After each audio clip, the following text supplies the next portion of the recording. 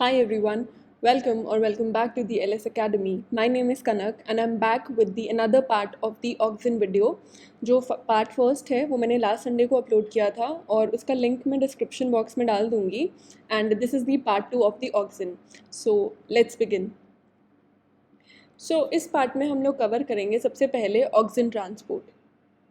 ठीक है, तो बेसिकली लास्ट वीडियो में हम लोगों ने देखा था कि जो ऑक्सिन का डिस्कवरी हुआ था एंड उसमें जो वेंट ने एक्सपेरिमेंट किया था, soon after that experiment it was discovered that जो ऑक्सिन है वो मूव करता है mainly from the apical to the basal end, that is basipetally.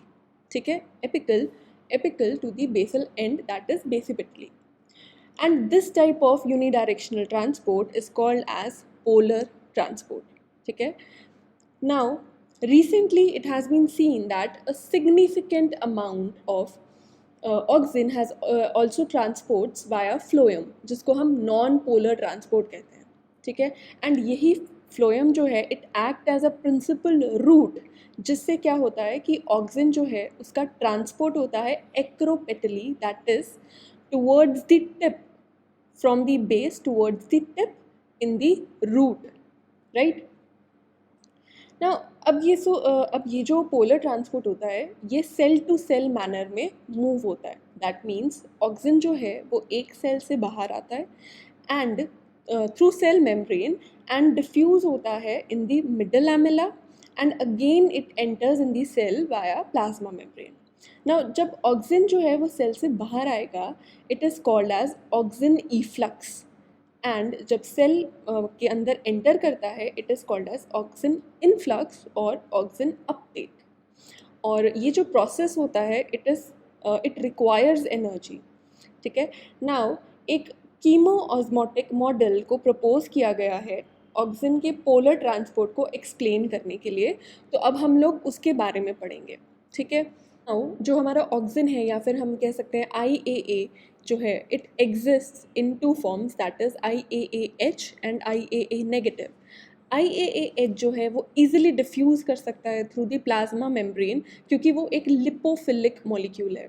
ठीक है, एंड IAA नेगेटिव जो है वो इजीली क्रॉस नहीं कर पाएगा प्लाज्मा मेम्ब्रेन को और उसको किसी हेल्प की ज़रूरत होगी. ठीक है, या फिर एक कैरियर की ज़रूरत होगी.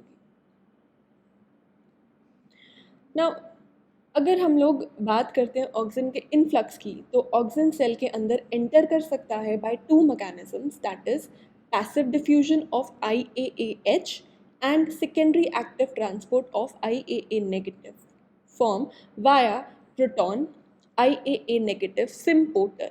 सिम्पोर्टर का मतलब होता है ये सेम साइड पर ट्रांसपोर्ट करेगा किस किस को, प्रोटॉन को भी और IAA नेगेटिव को भी.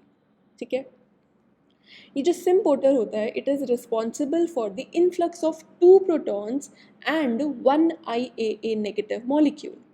ना इनसाइड द सेल या फिर हम लोग कहें साइटोसोल पार्ट, हमें एनाइनिक पार्ट जो है that is IAA negative part जो है वो ज़्यादा देखने को मिलता है बिकॉज IAAH जो है वो भी जब सेल के अंदर एंटर कर जाता है वो डिसोशिएट हो जाता है और IAA नेगेटिव फॉर्म में फॉर्म बना लेता है. नाउ अगर हम लोग ईफ्लक्स की बात करें, दैट मीन्स अगर ऑक्सिन को सेल के अंदर से बाहर आना है तो क्या होगा. सो ईफ्लक्स जो है it is mainly carried out via a family of auxin efflux carrier या कैरियर प्रोटीन जिसको हम लोग कहते हैं PIN1 proteins. These PIN1 protein जो है ये इसके थ्रू जो ऑक्सिन जो है वो एग्जिट कर सकता है सेल को, लेकिन ये ध्यान रखना है कि जो एग्जिट होगा वो IAA नेगेटिव फॉर्म में एग्जिट होगा.